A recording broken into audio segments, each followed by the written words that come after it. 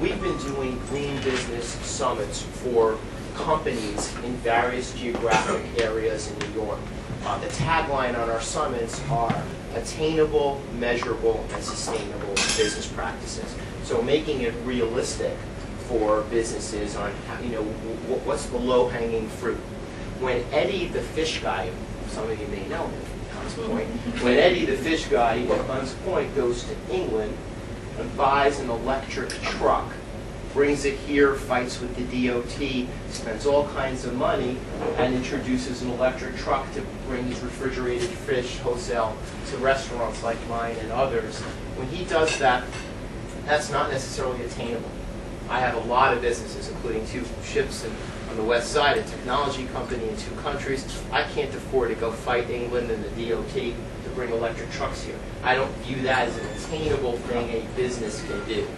The same Eddie the fish guy, and this is why I'm telling you the story, you're thinking, why am I talking about Eddie the fish guy? The same Eddie the fish guy uses 2 tractor trailers worth a week, 2 tractor trailers worth a week of wax-coated cardboard, FDA approved, he tells you, so it's waterproof for his fish.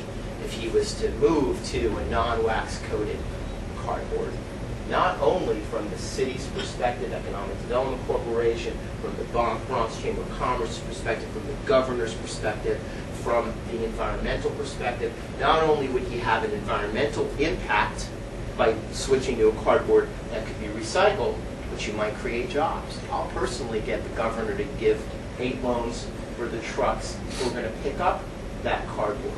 So that's the way you talk about, folks everywhere talk about an emerging green economy, that's the way we cultivate one. And I would argue that some of you in the container or boxing or business, that's your value proposition. You offer a business that seeks to green their operation something that's attainable, that's realistic, and you're creating jobs in an emerging green economy. That's what I would argue is your lingo. It's right on the Sunday news programs every morning. This is not rocket science, and it's a way to make it realistic. When we set out to open a green restaurant, we had no idea what a green restaurant is. And I understand we have someone from the Green Restaurant Association. There are very fluid and unrealistic, often, guidelines. There are unrealistic paradigms. I can spend money and I get a sticker saying that I'm a green restaurant. That's not what I was interested in doing. But I didn't know better. So I looked into various resources, and we built the place with recycled and post-consumer material. You're sitting on benches that were built from square tube steel that would end up in brownfield at the shipyard. You're sitting on benches that we created out of scrap metal. The cushion you're sitting on is filled with used denim. We got that from Green Depot. Green Depot being a green supply chain organization. When you folks have a product to sell to restaurateurs, you make it easy for us to endeavor to be green in some way. Now, let's talk about resources. You have to understand the waste stream in New York to deploy your resources. So I know some of you sell containers and so forth. That can be confusing as well. I mentioned Green Restaurant Association. One of the first resources we saw on their website, we're so excited, was a cup. It was 5 times the price of all other paper cups. And it was called the Ecotainer. And under the word Ecotainer, it literally says the word making, it's right on the front of the website. It says the words, making a difference 1 cup at a time. Oh my gosh, how inspiring. Under that it says, made 100% from renewable resources. What's a tree? So far it hasn't said anything. The cup that's 5 times the price of all other paper cups. I'm not singling out Green Restaurant Association, but I'm trying to make a point. On the very, very bottom of the cup, it says 100% compostable. This is the Upper East Side of Manhattan. If I give a cup that says that's 100% compostable to a yuppie having coffee in my place, first of all, talk about attainable. I spend 5 times the price of all other cups. I'm not going to stay in business if I do that.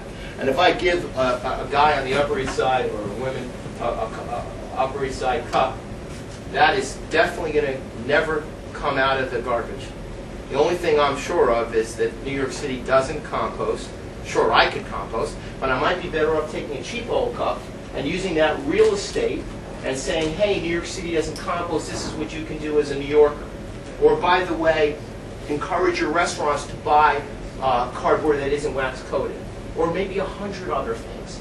And the point is that we have to deploy resources and present your products in a way that presents the value proposition that's realistic to the business owner. So companies like Tri-State Biodiesel that pick up restaurant oil, we used to have to pay for our used oil to go away. Now they're picking it up for free. That's an easy value proposition for a business owner to understand. And they converted to biodiesel fuel. My 2 boats in New York, 600 passenger ships, run on biodiesel fuel, partially. So that's the kind of thing that's realistic, it's attainable, and I would argue, therefore, sustainable. But I left out one word, and that's measurable.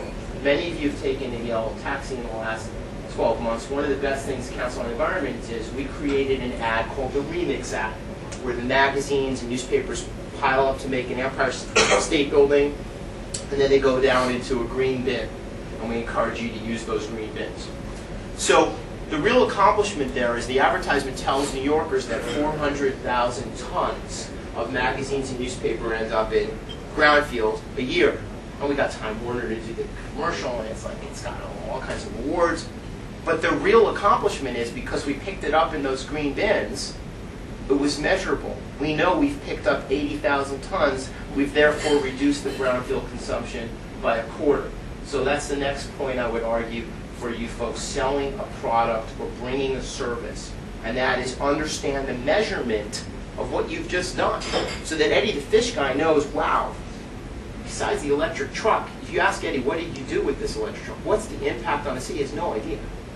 But if you tell him that 2 tractor trailers worth of cardboard are now being picked up and not going to brownfield, my gosh, what a handsome accomplishment. You know, I own a lot of different businesses over the years. Now I'm in technology, but we still have the nightclubs and boats and so forth.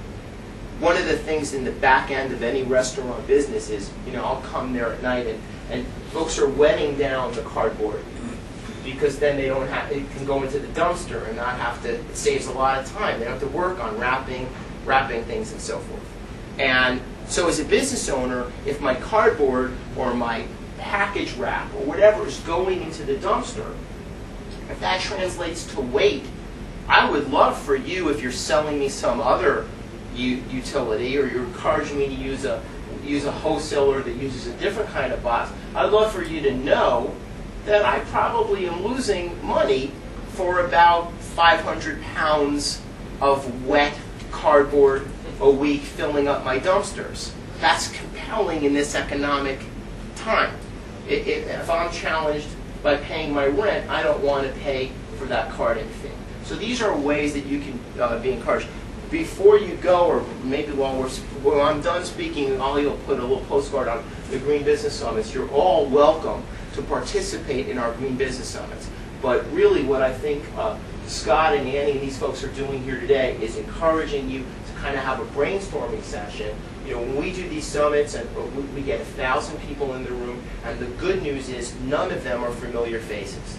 Every night I'm at a green cocktail party. I don't want to see those folks. Not interested in helping the green people. You know why? They're not going to buy your stuff. I'm interested in what we did in Queens, New York, when 1,000 businesses that didn't know anything about being green showed up and said, what can I do? I would argue that they're your customer base. They're the people you want to talk to. New businesses who want to be green. And the value propositions are, this is easy to do. You can save money. There's economic incentives often.